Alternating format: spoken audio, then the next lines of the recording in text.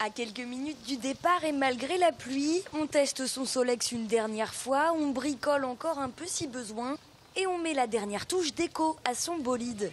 C'est plus sympa quand même. Ça permet de repérer les collègues.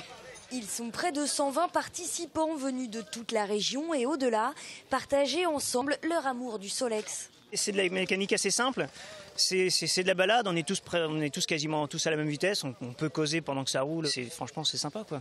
Et ils vont pouvoir causer pendant 85 km le long du parcours de cette 10e édition de la Solexarde.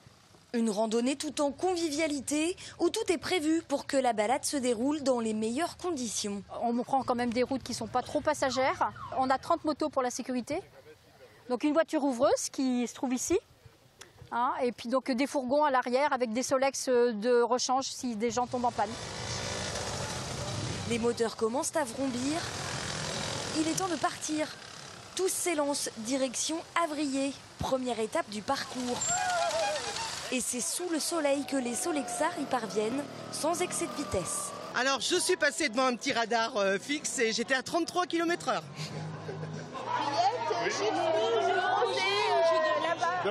C'est l'heure de la pause sandwich pour les uns, réparation plutôt pour les autres. Monsieur est trop lourd. C'est l'état début de crevaison. Ah oui, le gonflage a été fait, c'est bon, ça peut repartir. Tandis que Clément, 6 ans, certainement le plus jeune des participants, se détend les jambes avant de retourner dans son siège bricolé par papa. Alors Clément, t'es content toi? Oui. Très content.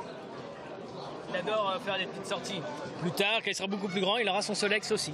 Et oui, pour tous ceux qui sont venus ici aujourd'hui, le Solex, c'est une histoire de famille ou d'amis, en tout cas une histoire à partager.